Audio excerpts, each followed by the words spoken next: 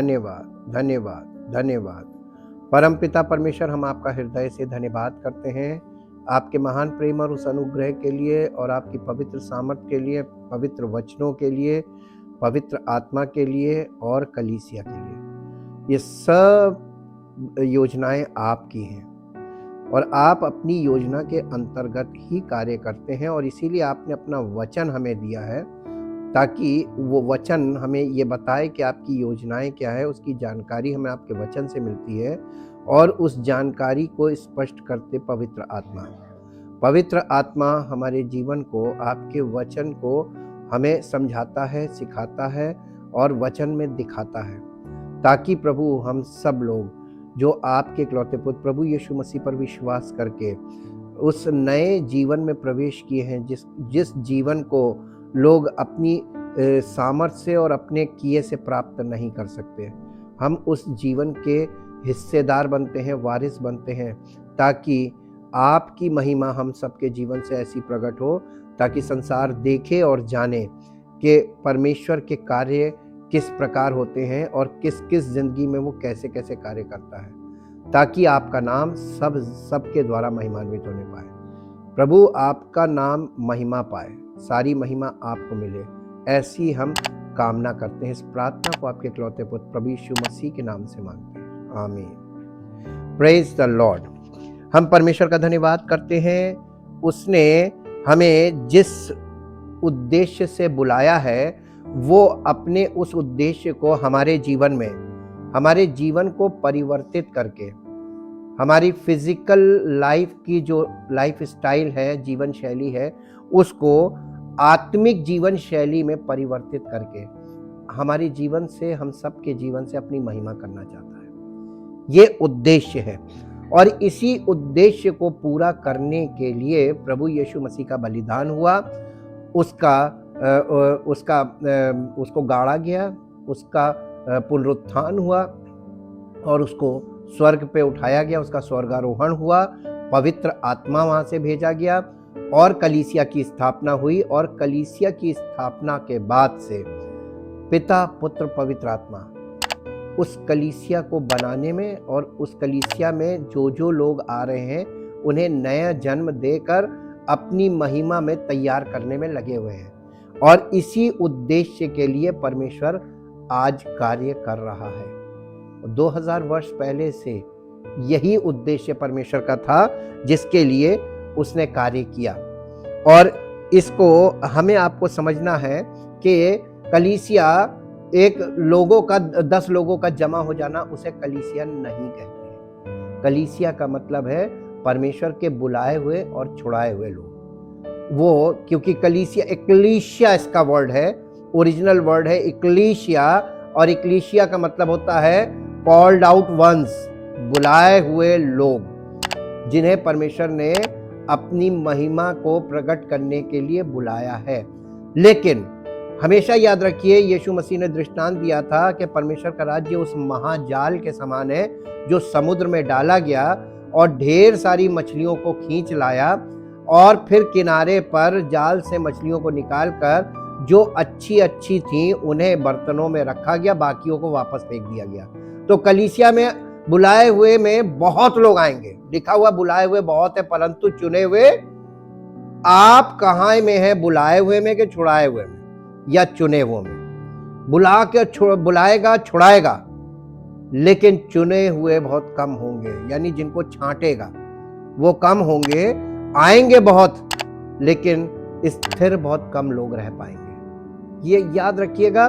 तो कलीसिया में लोगों का आना जाना लगा रहेगा और बहुत से आएंगे, बहुत से जाएंगे, लेकिन जो बना रहेगा वही उद्धार पाएगा। इसीलिए इन बातों को, इन सच्चाइयों को अपने माइंड में एस्टैब्लिश रखिएगा।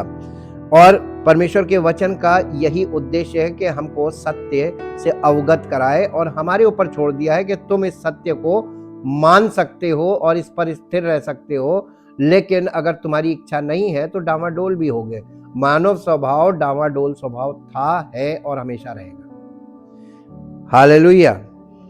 लाइट ऑफ लाइफ एपिसोड 72, आज 72 पार्ट है। द फीस्ट में हम लोग ने जैसे कल देखा था पहले भाग के 4 देखे थे, वो एक स्ट्रेच में हमने इसलिए बताया क्योंकि वो कार्य प्रभु यीशु मसीह के द्वारा परमेश्वर ने पूर्ण कर दिया है।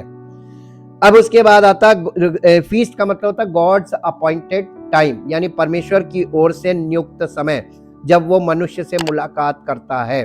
कौन कौन से समय में मुलाकात करता? पर्वों के टाइम में।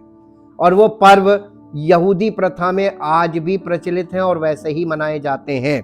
केवल हम लोग जो है उन पर्वों से पूरी तरीके से परिचित नहीं है। और लेवी व्यवस्था 23 अध्याय में हम लोगों ने कल देखा था the fall feast. The fall feast का मतलब है सितंबर अक्टूबर में जो पर्वों का समय आता। पर्वों का समय 2 ही बार आपको मिलेगा हिंदुस्तान में भी, एक मार्च अप्रैल मई के बीच में, और उधर सितंबर अक्टूबर नवंबर के बीच में पर्वों का समय होता। सारे पर्व, सब लोगों के पर्व होते उधर। तो ये पर्व इस सब लोगों ने एक ही से कैसे कर लिया? ये कैलेंडर से चलता है, सबके लूनर कैलेंडर चलते हैं, सबके चांद से चल रहे हैं, और यहूदी कैलेंडर भी चांद से ही चलता है। द फॉल फीस्ट के बारे में आज हम लोग जानकारी लेंगे परमेश्वर के वचन से, और इस बात को सीखेंगे कि परमेश्वर इन पर्वों के द्वारा हमको यीशु मसीह के दोबारा आने की जानकारी किस प्रकार दे रहा है, और उस जानकारी को हमको अपने जीवन में किस प्रकार उसका लाभ हम उठा सकते हैं। परमेश्वर के वचन से हमें ये चीजें स्पष्ट होती हैं। ये फॉल फीस्ट में हम लोग इसको देखेंगे, लेकिन इससे पहले the fall feast call us to regather to a pure faith in God. ये जो साल के जो दूसरे वाले भाग में सितंबर अक्टूबर नवंबर में जो पर्व आते थे, 3 पर्व थे जो आते थे, और ये 3 पर्व यीशु मसीह की सेकंड कमिंग को दिखाते हैं। और इसका उद्देश्य क्या था? The fall feast call us to regather, हमें फिर से दोबारा एकत्रित किया जा रहा है, पूरे दुनिया में लोगों को एकत्रित किया जा रहा है to a pure faith in God, ताकि वो शुद्ध विश्वास के साथ परमेश्वर में बने रहे। परमेश्वर पर उनका विश्वास शुद्ध हो, स्वार्थी विश्वास ना हो, लालची विश्वास ना हो, किसी भी प्रकार के कि मुझे ये मिलेगा मैं जाऊंगा। मसीही जीवन में अगर आप प्रवेश करना चाहते हैं, आपको छोड़ कर आना पड़ेगा। बिना छोड़े आप इसमें प्रवेश कर ही नहीं सकते। और आप झूठी गवाहियां सुनते हैं कि लोग ये कहते हैं कि मैं यहाँ पे आया, मुझे ये मिल गया, ये मानव कार्य है। परमेश्वर ने कभी किसी को लालच ना तो दिया है और ना कभी देगा, क्योंकि कोई व्यक्ति जो आपको किसी प्रकार से लुभावनी बातें करके, लुभावने वायदे करके और लालच देकर फंसाने के लिए काम करता है, कोई व्यक्ति आपको उद्धार दिलवा नहीं सकता, दे नहीं सकता। उद्धार करता स्वयं उद्धार देता है। आपको याद होगा पतरस ने यीशु मसीह से क्या कहा था? देख, हम तो सब कुछ छोड़कर तेरे पीछे हो लिए हैं, हमें क्या मिलेगा? प्रश्न था। पतरस क्यों यीशु मसीह के पीछे आया? किसी लालच में? उसने कहा हम सब कुछ छोड़कर तेरे पीछे हो लिए। अगर आपने सब कुछ नहीं छोड़ा, और एक दिन में कोई नहीं छोड़ता है, धीरे धीरे जानकारी मिलती रहती है, उससे छोड़ने की सामर्थ्य मिलती है और हम छोड़ते जाते हैं। क्या क्या छोड़ना है? हमें संसारिकता से बाहर निकलना है। ये सांसारिकता टूटेगी। इन्फ्लुएंस ऑफ द वर्ल्ड बहुत पावरफुल चीज है। आप संसार में रह रहे हैं, संसारिकता आप पर हावी रहेगी, और संसार की विचारधारा, संसार की कहावतें, संसार के, जैसे एग्जाम्पल आपको दे दे, लोग संसार में लोग क्या कहते हैं? दाल में नमक तो सभी खाते हैं। ये संसार की सोच है। आप दाल में नमक खाकर चाहे परमेश्वर से आशीष पाले, नहीं मिलेगी। लिखवा लीजिए मुझसे, क्योंकि ऐसा परमेश्वर के वचन में दिया हुआ है। आप संसार से पूरी तरीके से मोह भंग कर दीजिए, और तब परमेश्वर की उपस्थिति में आइए, चट से काम होगा। आज चट से काम इसलिए नहीं हो रहा है क्योंकि आपका हृदय संसार की विचारधाराओं से, संसार की भावनाओं से, इच्छाओं से, कल्पनाओं से भरा हुआ है।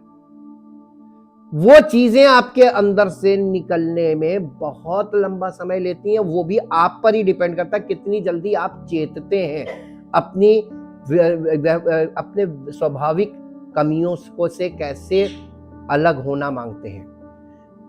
इसलिए ये जो फीस्ट है, ये रीगैदरिंग के लिए थे कि फिर से दोबारा सच्चे विश्वास से, शुद्ध विश्वास के साथ हम जमा हो। और इन पर्वों की शुरुआत रोश हाशाना से होती has come to represent the day of repentance, यानी मन फिराने का जो पहला पर्व पड़ता था इस दौरान में, उस पहले पर्व का नाम था रोश हाशाना, फीस्ट ऑफ ट्रम्पेट, तुरहियों का पर्व। आपको मालूम है तुरहियों के पर्व में 7 तुरहियां फूकी जाएंगी। अंतिम तुरही फूकते ही मसीह के जो लोग होंगे वो अलग कर लिए जाएंगे और बाकी जितने होंगे वो सब निपटा दिए जाएंगे।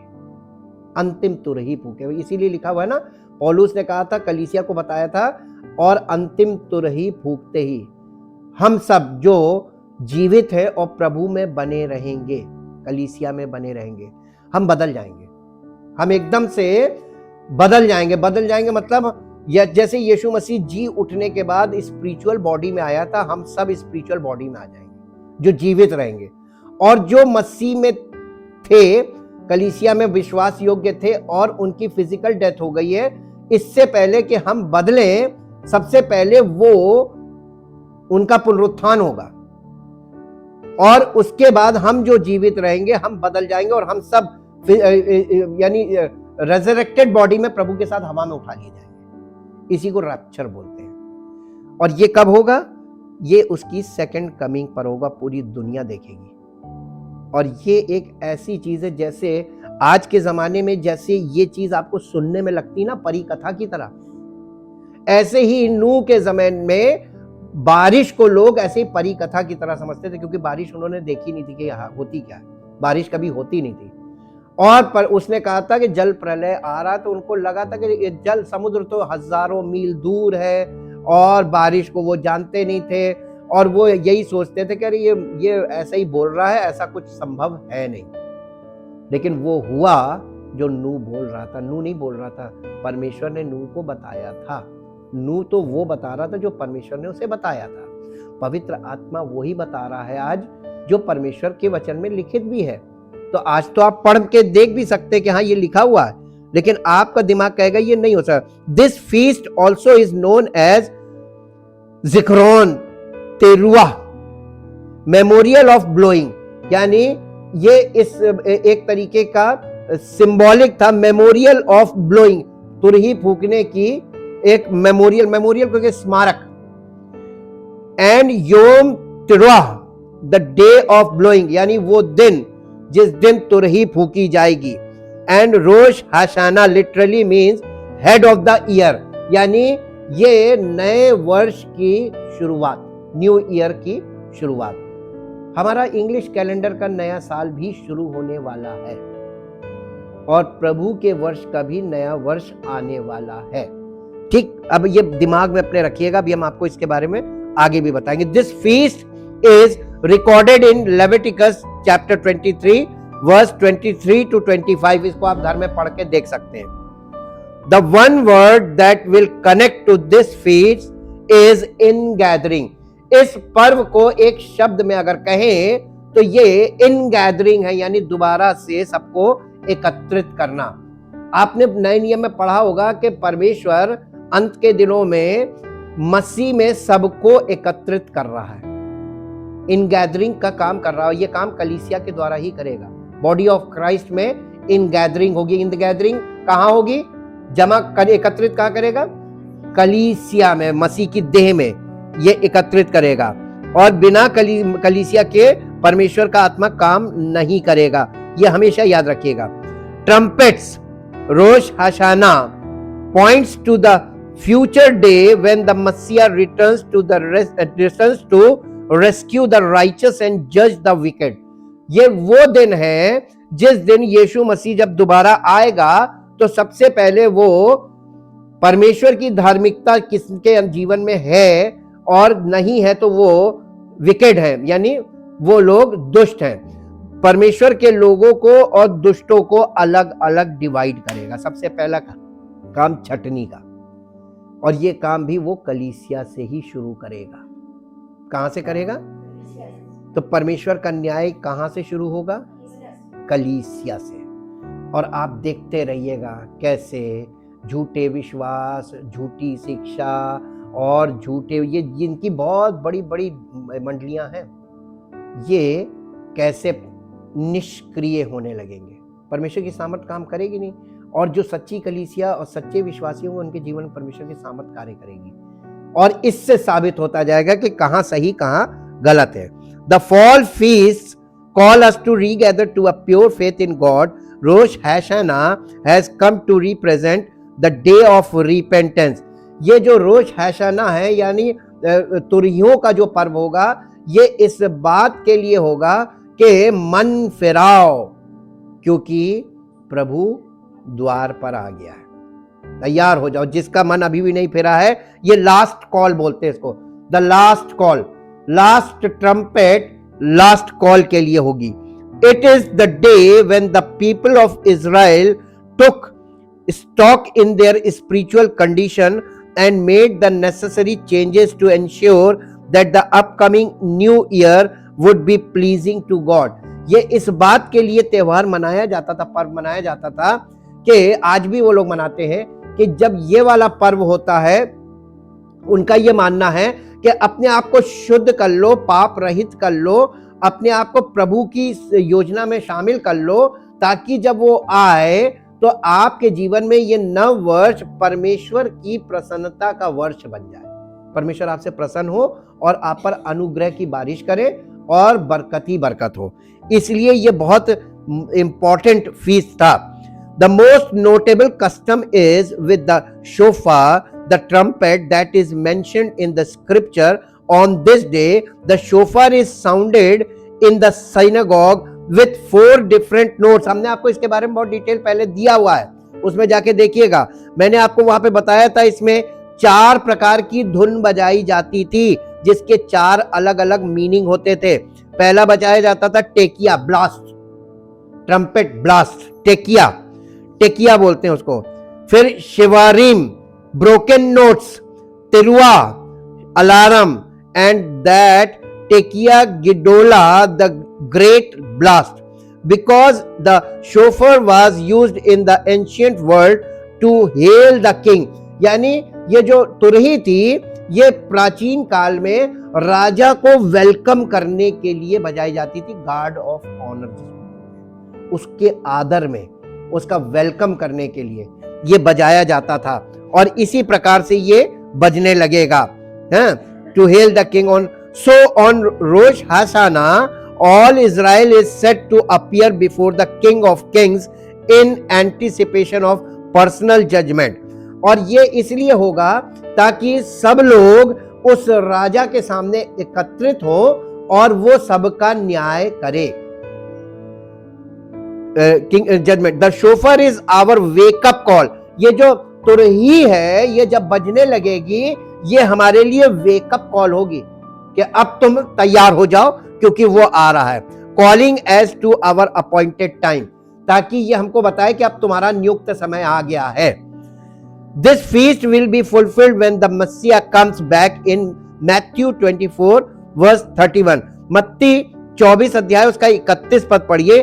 जिस दिन ये होगा तो ये फीस्ट पूरा हो जाएगा यीशु मसीह के द्वारा, जो मत्ती 24 के 31 पद में लिखा है। ये वाली बात पूरी, वो तुरही के बड़े शब्द के साथ अपने दूतों को भेजेगा, और उसके वे दूत आकाश के एक इस छोर से उस छोर तक, चारों दिशाओं से उसके किसके, यीशु मसीह के चुने हुओं को, बुलाए हुओं को नहीं इकट्ठा करेंगे। बुलाए हुए तो बहुत है, चुने हुए थोड़े हैं। नए नियम को हमेशा याद रखिए, एक एक पद का मीनिंग है। जो वो चुने हुओं को एकत्रित करेंगे, ये काम होगा। बस ये है तुरही का पर्व, ये पूरा हो जाएगा उस दिन, ठीक, फ्यूचर। अब इसके बाद आता था योम किपुर, डे ऑफ अटोनमेंट, प्रायश्चित का दिन। इसके बाद फिर एक मौका दिया जाएगा जो रह जाएंगे, कि प्रभु के चुने हुए लोग तो निकाल लिए जाएंगे। अब जो बचे हैं, इनको एक मौका वो देगा कि मन फिराओ और या नाश हो जाओ, ठीक। तो इनको लास्ट चांस दिया जाएगा। और ये Last time, this feast is known as the Day of Atonement. Yom Kippur is the atonement covering for the previous year's sins. जो पिछले सालों में तुमने जितने भी अपराध और पाप किए हैं उससे मन फिराओ. That atonement or sacrifice was the blood sacrifice of an innocent animal as recorded in Leviticus. और इस पश्चाताप के लिए एक निष्कलंक और निष्कलंक मेमने के लहू की जरूरत है. वो लहू लाओगे कहां से? जानवर का चाहिए नहीं, वो मनुष्य का चाहिए. सारी दुनिया के पास एक ही विकल्प बचेगा. The only Lamb of God, who is the Lamb of God?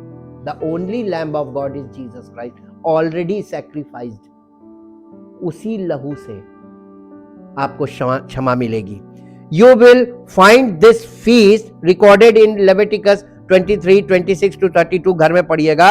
It is considered the most holy day in the Jewish biblical calendar. और यहूदियों का जो बिब्लिकल कैलेंडर है उसमें सबसे पवित्र दिन इसी पर्व को माना जाता है. ये पर्व सबसे पवित्र दिन माना जाता है. और it is considered the logical extension of what was started on Rosh Hashanah. और जो इससे पहले वाला तुरियों का पर्व है इस वाले पर्व से ये पता चल जाता है लॉजिकली कि इस पर्व में कितने लोग जो बचे हैं, परमेश्वर उन्हें फिर से एक अवसर देगा, लास्ट चांस, कि मन फिरा लो. और उस समय जो लोग मन फिराएंगे वो भी ग्रहण हो जाएंगे. What was started on the day repentance and self-evaluation was completed on Yom Kippur with atonement and regeneration. Yom Kippur, a day of atonement, points to the future day when Israel repents for her sins and turns to the Messiah for salvation. और ये विशेषकर मालूम किसके लिए है? ये यहूदियों के लिए रखा गया है. आपको मालूम है यहूदियों का एक भाग जब तक अन्य जातियों का एकत्रीकरण नहीं हो जाता तब तक यहूदियों का एक भाग कठोर बना रहेगा. This is the plan of God. और ये कठोर भाग जो रहेगा, इनके मनों को कठोर रखेगा, ये प्रभु पे भरोसा विश्वास नहीं करेंगे इस दिन तक. जब तुरहियों वाला पर्व कंप्लीट कर देगा, यीशु मसीह की सेकंड कमिंग हो जाएगी, तब यीशु मसीह डे ऑफ अटोनमेंट आएगा. उसमें इनको फिर से मौका देगा कि अब मन फिरा लो. और यीशु मसीह को इन्होंने मसीह ग्रहण नहीं किया, उसको ये नहीं मानते थे. इस दिन ये यीशु मसीह के लिए छाती पीटेंगे, इसकी भी भविष्यवाणियां हैं. और तब ये ग्रहण करेंगे. और इस प्रकार से सारा इजराइल उद्धार पाएगा. पहले अन्य जाति फिर इजराइल. तो परमेश्वर ने इजराइलियों को उद्धार पहले रखा था, उनको बाद में कर दिया, पहले अन्य जातियों कर दिया, क्योंकि इन्होंने यीशु मसीह की फर्स्ट कमिंग में उसे एक्सेप्ट नहीं किया था. ये सेकंड कमिंग में करेंगे. तो अगर आप हमसे पूछे तो सेकंड कमिंग इज ये न्याय करेगा. सबसे पहले आके छटनी करेगा, फिर न्याय करेगा. छटनी और न्याय एक साथ होगा. उसके बाद ये मौका देगा किसको? इजराइलियों को मन फिराने का. और जब जितने उसमें मन फिरा लेंगे वो उनको ग्रहण कर लेगा. बाकी सबको और इधर के बाकी सबको, इन सबको जजमेंट में अलग अलग कर देगा. ठीक. और ये सिचुएशन होने जा रही है. और फिर इसके बाद आएगा तीसरा feast, Sukkot, feast of tabernacle, झोपड़ियों का पर्व जिसको बोलते हैं. This feast is also known as the feast of tabernacles. This is the most and most enjoyable and festive of all the Israel's feast. It is mentioned in scripture more than any of the other feasts. यानी Bible के अंदर सबसे ज्यादा किसी पर्व के विषय में चर्चा की गई तो ये झोपड़ियों के पर्व के विषय में है. और this feast is recorded in Leviticus 23 chapter 33 verse 33 to 44. It has a two-fold purpose. इसके दो मतलब है, यानी दो पहलू हैं इस त्योहार के, इस पर्व के. It was to bring in the later harvest the Jewish thanksgiving. इसमें यहूदियों को यहूदियों की धन्यवाद बलि को ग्रहण किया जाएगा। And the command to dwell in booths, और उनको ये आज्ञा दी गई थी कि झोपड़ियां बनाओ और टेम्परेरी यानी टेंट में निवास करो। ये अपने सब आलीशान घरों को छोड़कर टेंट में निवास करो। इस बात को स्मरण करो कि जब तुम्हें परमेश्वर का निकाल के लाया था मिस्र से, तो तुम तंबुओं में वास करते थे। ठीक है, टेम्पररी लिविंग में आपको जाना पड़ेगा। It is also known as ज़मान स्मखातनी, the time of our rejoicing. This one word that can summarise this feast is habitation, यानी हमारे निवास के को परमेश्वर परमानेंट से टेम्पररी में लाएगा, कि टेम्पररी निवास करना सीखो। Traditional Jewish observance of Succoth centers on the building of a sukkah booths or hut and the blessing of the lulav yani palm branch with the etrog, a fruit from Israel. It is believed that the birth of Yeshua took place on Sukkot, and evidence pointed out by theologians. Tabernacles या Sukkot point to the future day when the Messiah sets up his messianic kingdom and tabernacles or dwells among men. John, in his vision of Revelation, gives us the reality of Sukkot as recorded in Revelation 21, chapter 21, verse 1 to 3. प्रकाशित वाक्य उसके 21 अध्याय का 1 से 3 पद तक पढ़ दें। यहां पे यूहन्ना प्रकाशित वाक्य में यीशु मसीह के इस पर्व को जब वो आके पूरा करेगा, इसके विषय में यहां पर लिख रहा है। फिर मैंने नए आकाश और नई पृथ्वी को देखा, क्योंकि पहला आकाश और पहली पृथ्वी जाती रही और समुद्र भी ना रहा। फिर मैंने पवित्र नगर नए यरूशलेम को स्वर्ग से, परमेश्वर के पास से, कहां से? नया यरूशलेम, स्वर्गीय यरूशलेम, परमेश्वर के पास से उतरते देखा। वो उस दुल्हन के समान था जो अपने पति के लिए, ये कौन है मालूम है आपको? कलीसिया। हाँ, तो ये बताइए, कलीसिया को लोग ऊपर से उतरते देखेंगे, कलीसिया ऊपर गई कब? नहीं पकड़ पाए जी, रैप्चर में ले लिया। जो पहला पर्व पड़ेगा, यीशु मसीह की सेकंड कमिंग, सबसे पहले वो कलेक्ट करेगा कलीसिया से लोगों को जो तैयार होंगे, और वो तैयार को ले जाएगा, और वही लोग वहां पे यरूशलेम के रूप में उतर रहे, स्वर्गीय यरूशलेम। ये ऊपर कब गए थे? रैप्चर में ले गया और सबके सामने उतारेगा। यही तो उसकी महिमा है। लेकिन जो उस समय तैयार नहीं थे, उन्हें मन फिराव का मौका दिया जाएगा, एक चांस दिया जाएगा। हम आपको बताएं, उद्धार पाने के कई तरीके हैं, लेकिन जिसको पूरा पूरा उद्धार कहते हैं ना, कि उद्धार का जीवन जीना और जीवित रहते हुए परिवर्तित होकर स्वर्गीय देह में परिवर्तित होकर प्रभु के साथ उठाया जाना, ये बिल्कुल अलग अनुभव होगा।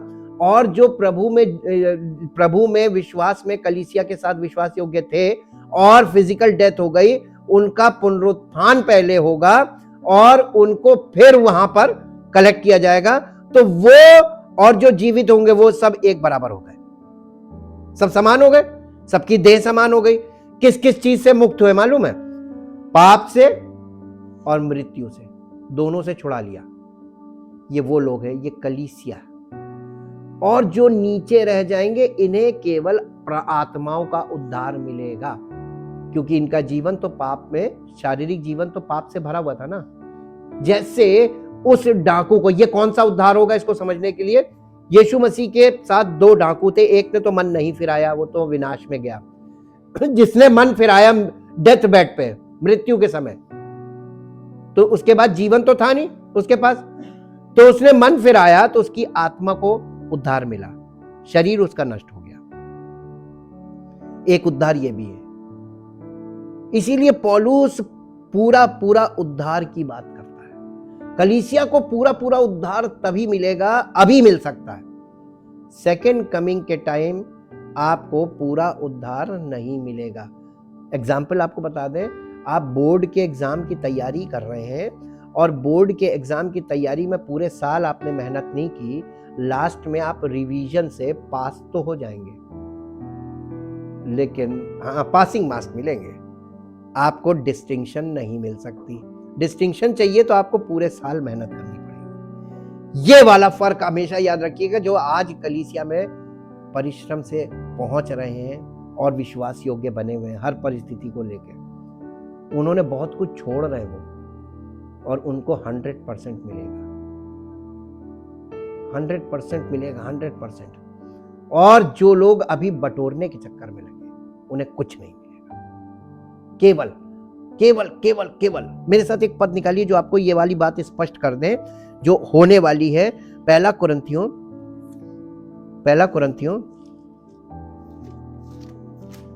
उसका 3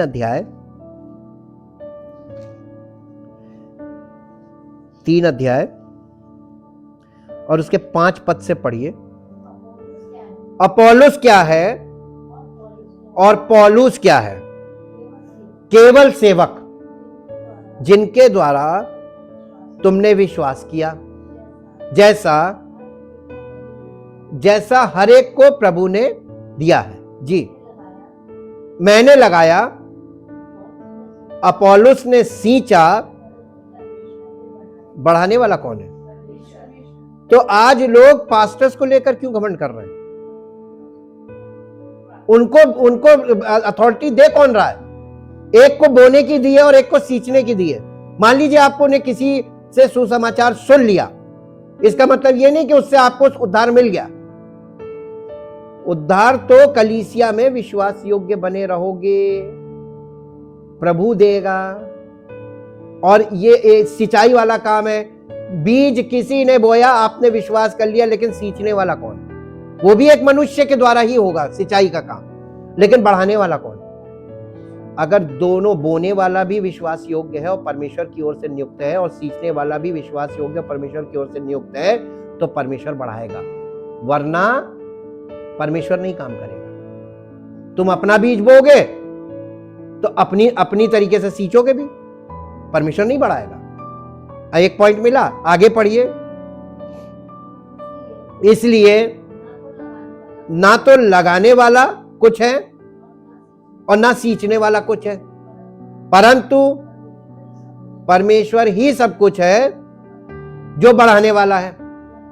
लगाने वाला और सींचने वाला दोनों एक है, परंतु हर एक व्यक्ति अपने ही परिश्रम के अनुसार अपनी ही मजदूरी पाएगा, क्योंकि हम परमेश्वर के सहकर्मी का मतलब समझते हैं क्या? कोवर्कर का मतलब क्या होता है? बड़ा कौन होता है? आप देखिए, हम आपको बताते हैं, पायलट और को पायलट दो होते हैं, और उसके बाद ऑटो पायलट भी होता है। 3 पायलट होते हैं एक फ्लाइट में। एक प्लेन को 3 लोग उड़ा सकते हैं, एक पायलट उड़ा सकता है और एक को पायलट उड़ा सकता है, और तीसरा वो ऑटो पायलट होता है। अगर ये दोनों अचानक कुछ हो जाए ना, तो ऑटो पायलट काम करने लगेगा। ठीक ऐसे ही परमेश्वर का काम भी है। हम उसके सहकर्मी हैं, कोवर्कर हैं। कोवर्कर फेल हो सकता है, तो वर्कर कौन है? पवित्र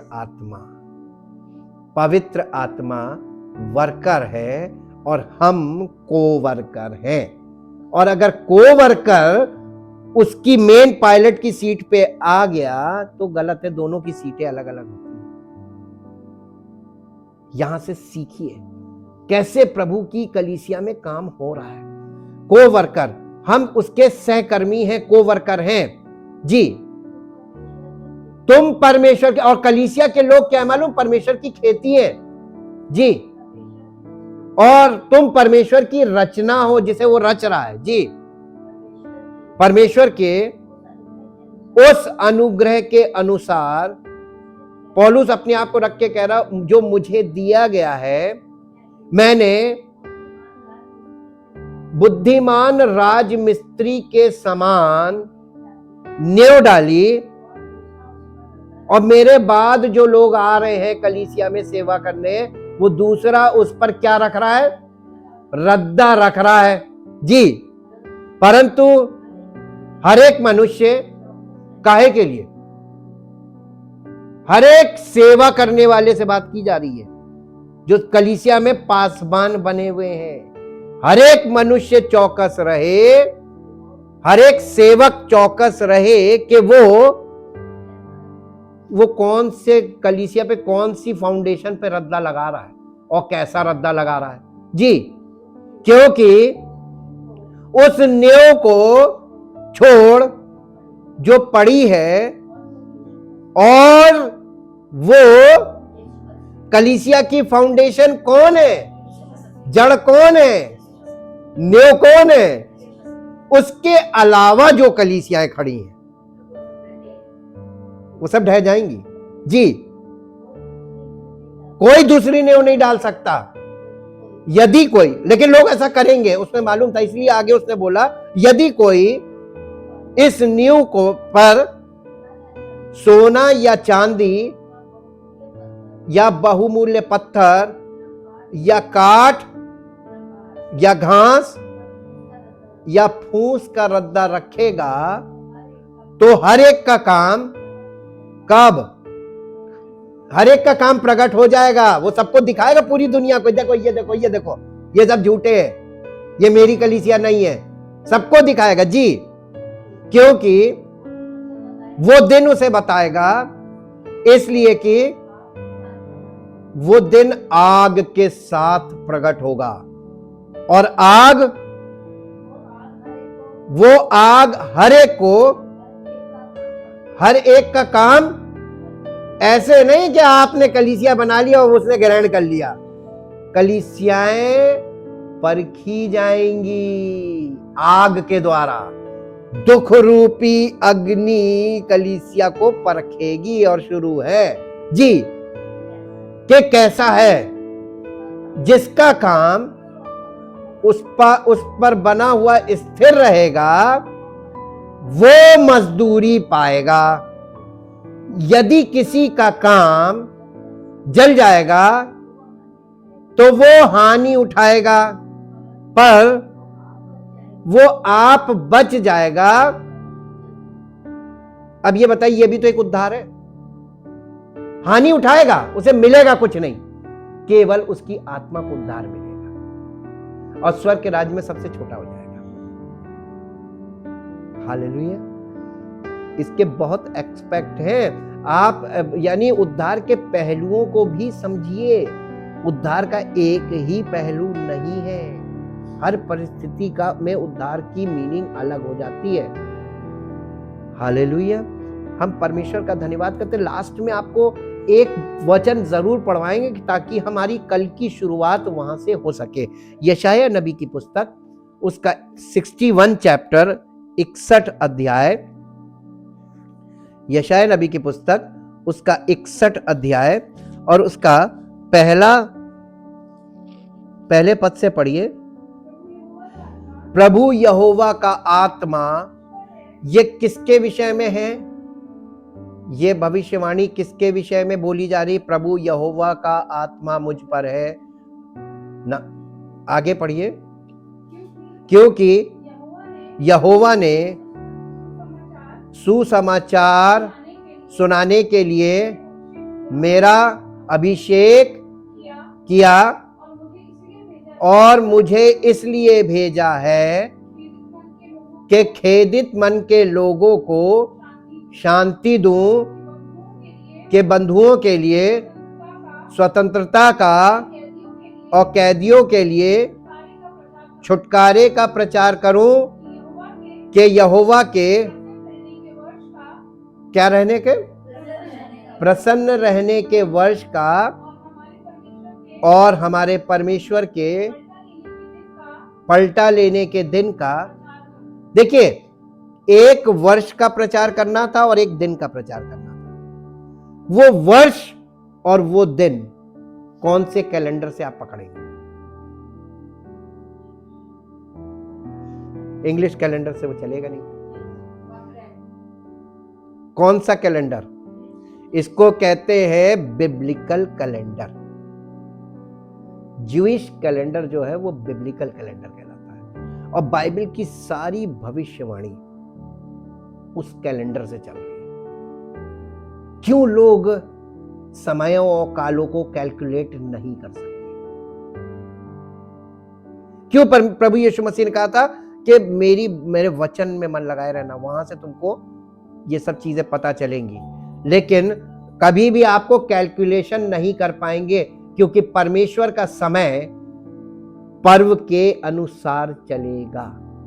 वर्ष में हमने आपको बताया ना, कल हमने आपको बताए थे साल के शुरू के शरद ऋतु के, वसंत ऋतु के पर्व 4, और उसी वर्ष के ऑटम के, यानी जो लास्ट में आता है सितंबर अक्टूबर में, जहां पे मौसम चेंज लेता है, वहां के 3 पर्व हमने आपको आज बताए। ये प्रभु का वर्ष है जिसके ये 2 भाग होंगे पर्व, और इन पर्वों के द्वारा परमेश्वर हमसे अपनी योजना प्रकट करके बात कर रहा है, और ये योजना पूरी कलीसिया में करेगा। तो उसने फसह का पर्व, यानी फसह का मेमना यीशु मसीह, फसह का पर्व पूरा हो गया, यीशु मसीह ने कर दिया। यीशु मसीह ने कहां तक पूरा कर दिया? पेंतेकुस्त तक पूरा कर दिया। पेंतेकुस्त पे कलीसिया का जन्म हुआ, the birth of a church, कलीसिया का जन्म हुआ। और कलीसिया के जन्म के बाद से अभी तक जो काम चल रहा है, ये गैपिंग है। अब प्रभु के वर्ष के अंतिम 3 पर्व होने वाले हैं जो प्रकाशित वाक्य में है। तो यानी बाइबल के आखिरी भाग में हम पहुंच जाएंगे। और इसके बीच में, बाइबल के बीच में आप न्यू टेस्टामेंट देखिए, मलाकी के बाद से शुरू हुआ है यीशु मसीह की जन्म और उसकी मृत्यु, पुनरुत्थान। उसके बाद फिर कलीसिया आ जाती है प्रेरितों काम में पेंतेकुस्त 2 से। इसके 2 भाग हो जाते हैं नए नियम के, एक यीशु मसीह की सेवकाई और उसका उद्धार का योजना पूरा किया जाना, उसके बाद कलीसिया सेवकाई शुरू। और कलीसियाई सेवकाई का एंडिंग नहीं दिखाई है। प्रकाशित वाक्य में जाके सब कलीसियाओं को डांट पड़ रही, मन फिराओ, मन फिराओ, मन फिराओ। ये उनको फिर अवसर दिया जा रहा है कि अभी भी चेत जाओ, लेकिन चेतेंगे नहीं। कभी मत सोचिएगा मनुष्य इतनी जल्दी से परमेश्वर की बात मान ले। जब तक पवित्र आत्मा तुम पर नहीं आएगा, तुम सामर्थ नहीं पाओगे। जब तक सामर्थ नहीं पाओगे, तुम परमेश्वर की योजना का भाग नहीं बन पाओगे। बॉर्न अगेन से शुरू हो रहा है, तो बॉर्न अगेन ज्यादा लोग ना होंगे, ना हुए हैं, ना होंगे, वो कम ही होंगे। इसलिए परमेश्वर बहुत इत्मीनान से अपनी बातों को रखता जा रहा है और सबको मौके देता जा रहा है। इसीलिए अनुग्रह का समय कहते हैं, आपको मौके पे मौका मिल रहा है। अब यहाँ पे जो बात लिखी हुई है, प्रभु के प्रसन्न रहने के वर्ष का और उसके पलटा लेने के दिन का प्रचार करो, ये किसको बोला था? ये यीशु मसीह के लिए बोला था। यीशु मसीह इसीलिए आया था। तो यीशु मसीह ने जब इस बात को वहां पे सिनेगॉग में, यानी यहूदियों के सामने पढ़ा था, तो उसने प्रभु के प्रसन्न रहने के वर्ष का प्रचार करो यहां तक पढ़ा था। पलटा लेने के दिन का बात नहीं कही थी, उसने वहीं तक की बात की थी, क्योंकि वो डे, यानी वो पलटा लेने का दिन अब आएगा जब यीशु मसीह सेकंड कमिंग आएगा। अभी हम लोगों ने यही तो देखा। तो ये 2 भाग हो जाता है। तो प्रभु के प्रसन्न रहने का वर्ष कहां से शुरू होता है? यीशु मसीह के क्रूसीफिक्शन से। नहीं समझ में आया? सरल हो जाना चाहिए। पर्वों के हिसाब से देखिए तो परमेश्वर ने हमारे लिए सब कुछ पूरा कर दिया पुत्र के द्वारा। अब हमको रीगैदर कर रहा है, पुनः एकत्रित कर रहा है। हम लोग भटके हुए हैं, वो भटके हुओं को, खोए हुओं को ढूंढने और उनका उद्धार करने आया था। हम लोग उन्हीं में से हैं। तो वो हमारा उद्धार कर रहा है कि नहीं कर रहा? एक पद और लास्ट में निकाल लीजिए जो आपको मिलेगा, दानियेल नबी की पुस्तक में आ जाइए, दानियेल चैप्टर 9, 9वां अध्याय, 9वां अध्याय।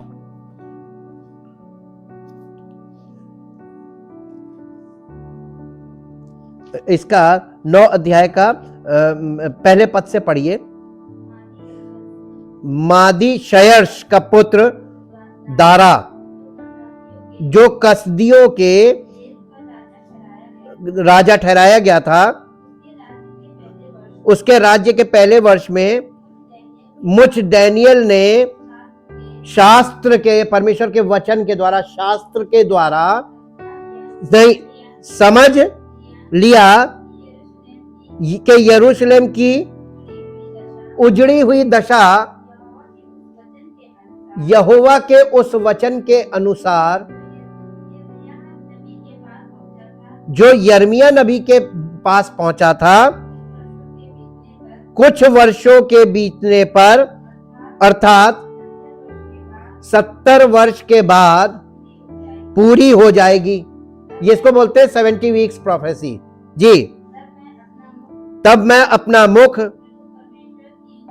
प्रभु परमेश्वर की ओर करके, कैसे? गिड़गिड़ाहट के साथ प्रार्थना करने लगा और उपवास करके टाट पहनकर राख में बैठकर वरदान मांगने लगा। मैंने अपने परमेश्वर यहोवा से इस प्रकार प्रार्थना की और पाप का अंगीकार किया। हे प्रभु, तू महान और भय योग्य परमेश्वर है, जो अपने प्रेम रखने और आज्ञा मानने वालों के साथ अपने वायदों को पूरा करता है और करुणा करता रहता है। हम लोगों ने, हाँ पढ़िए। हम लोगों ने तो पाप, कुटिलता, दुष्टता और बर्बाद किया। ये यहूदी लोगों की दशा बता रहा है जी। और तेरी आज्ञाओं और नियमों को तोड़ दिया है। तेरे जो दास नबी लोग हमारे राजाओं, हकीमों, पूर्वजों और सब साधारण लोगों से तेरे नाम से बातें करते थे, उनकी हमने, ये ट्रू प्रॉफिट जब बातें करते थे ये लोग नहीं सुनते थे, आज भी नहीं सुनते जी। हे प्रभु, तू धर्मी है, परंतु हम लोगों को आज के दिन लज्जित होना पड़ता है जी। अर्थात यरूशलेम में निवास करने वाले सब यहूदियों को क्या समीप, क्या दूर के सब इजरायली लोगों को जिन्हें तूने उस विश्वासघात के कारण जो उन्होंने तेरे साथ किया था, देश देश में तितर बितर कर दिया है, उन सबों को लज्जित होना पड़ता है। हे यहोवा, हम लोगों ने अपने राजाओं, हाकिमों और पूर्वजों समेत तेरे विरुद्ध पाप किया है, इस कारण हमको लज्जित होना पड़ता है। परंतु यद्यपि हम अपने परमेश्वर, अपने प्रभु से फिर गए, तो भी तू दया सागर और क्षमा की खान है जी। हम तो अपने परमेश्वर यहोवा की शिक्षा सुनने पर भी उस पर नहीं चले जो उसने अपने दास नबियों से हमको सुनाई, वरन सब इजराइलियों ने तेरी व्यवस्था का उल्लंघन किया, यानी परमेश्वर की आज्ञाओं को तोड़ते रहे जी, और ऐसे हट गए कि तेरी नहीं सुनी। इस कारण जिस श्राप की चर्चा परमेश्वर के दास मूसा की व्यवस्था में लिखी हुई है, वो श्राप हम पर घट गया, क्योंकि हमने उसके विरुद्ध पाप किया है। इसलिए उसने हमारे और न्यायियों के विषय में जो वचन कहे थे, उन्हें हम पर बड़ी विपत्ति डालकर पूरा किया। परमेश्वर का एक एक वचन जिस जिसके लिए लिखा है वो पूरा होगा। और आपको एक आप घर में पढ़िएगा। अब इसके बाद जब ये वाली प्रार्थना हो रही थी तो जिब्राइल फरिश्ते को भेजा गया, और ये प्रधान स्वर्गदूत था, इसको भेजा गया, ये गुड न्यूज लाता था। इसने गुड न्यूज लाके दी। ये बहुत बैड न्यूज है ये प्रार्थना, ये बड़ी बैड न्यूज क्या, अरे हम लोगों के साथ बहुत बुरा होने जा रहा है। तब गुड न्यूज क्या आई, इसको आप पढ़ेंगे 9 अध्याय के 24 पद से पढ़िए। ये जिब्राइल आके क्या बता रहा है, तेरे लोगों और तेरे पवित्र नगर यानी इजराइल के लिए 70 सप्ताह ठहराए गए हैं कि उनके अंत तक अपराध का होना बंद हो और पापों का अंत और अधर्म का प्रायश्चित किया जाए और युग युग की धार्मिकता प्रकट हो और दर्शन की बात पर और भविष्यवाणी पर छाप दी जाए, यानी उसको सील कर दिया जाए, मोहर बंद, और परम पवित्र का अभिषेक किया जाए।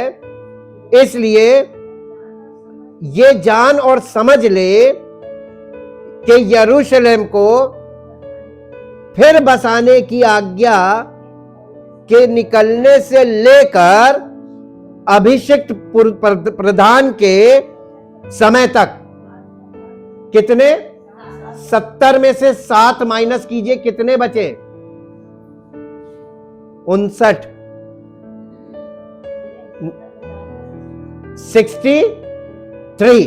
63 बचे ना। आगे पढ़िए।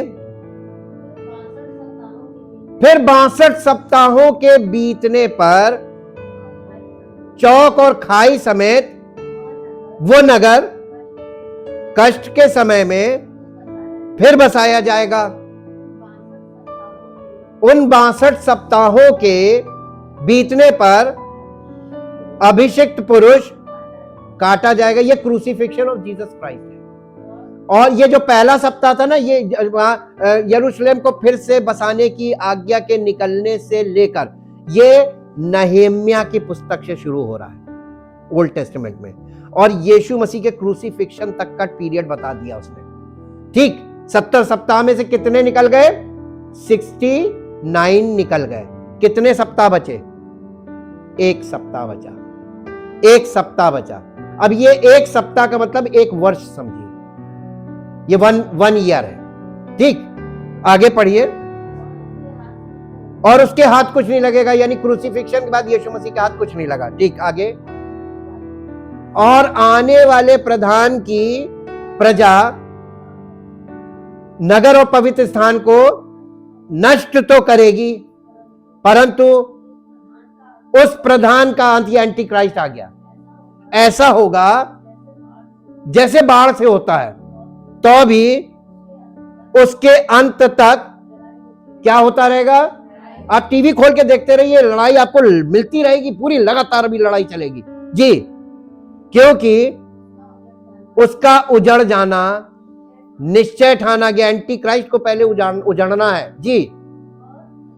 वो प्रधान एक सप्ताह के लिए, ये आखिरी सप्ताह है ना, ये लास्ट ईयर जो होगा यीशु मसीह के आने का समय, वो प्रधान यानी एंटी क्राइस्ट बहुतों के संग दृढ़ वाचा बनेगा, एक ट्रीटी करेगा, पीस ट्रीटी जी। परंतु आधे यानी 3.5 साल के अंदर, 7 इयर्स का पीरियड है ये, और 3.5 साल के अंदर, एक साल नहीं, ये 7 इयर्स है। एक सप्ताह का मतलब 7 इयर्स, और ये 7 सालों के पीरियड में 3.5 साल तक उसका शासन होगा। और जैसे ही 3.5 साल पूरे होंगे, फिर क्या होगा के बीतने पर वो मेल बलि और अन्न बलि बंद कर देगा, और कंगूरे पर उजाड़ने वाली घृणित वस्तु दिखाई देगी, और निश्चय ही ठनी हुई बात के समाप्त होने तक परमेश्वर का क्रोध उजाड़ने वाले पर पड़ा रहेगा। और ये थर्ड वर्ल्ड वॉर का पूरा सीन एंड हो रहा है। इसके बाद यीशु मसीह आएगा। तो अभी आपको बिल्कुल स्पष्ट हो गया है कि आपको कब तक प्रभु की देह में विश्वास योग्य बने रहना है। Thank you, thank you, thank you Lord. परमपिता परमेश्वर, हम आपका हृदय से धन्यवाद करते हैं आपके महान प्रेम और उस अनुग्रह के लिए, और आपकी योजनाओं के लिए, और आपने जो प्लान किया है उसके अंतर्गत जैसा जैसा आपके वचन में वर्णन किया गया है वैसा ही वैसा हो रहा है। और हम धन्यवाद इस बात के लिए करते प्रभु कि आपने होने वाली बातों को प्रारंभ से ही बताना शुरू कर दिया था। धन्यवाद करते हैं आपके पवित्र वचनों के लिए, और वचन का प्रकाश आपको पवित्र आत्मा के द्वारा मिलता है, इसके लिए भी धन्यवाद करते हैं। चाहते पिता, आपकी मर्जी हम सबके जीवन में पूरी हो और हमें आप बचाए रखते हैं। हम कुछ अपनी ओर से करते हैं ऐसा हम नहीं कहते, क्योंकि हम कुछ कर ही नहीं सकते। सब कुछ के करने वाले आप हैं, इसलिए हम अपने आप को समर्पित करते हैं, और ताकि हम आपके बलवंत हाथ के नीचे दीनता से बने रहें, ताकि आपकी महिमा का कारण बने। सारी महिमा आपको मिले। इस प्रार्थना को आपके इकलौते पुत्र प्रभु यीशु मसीह के नाम से मांगते हैं, आमीन। Praise the Lord.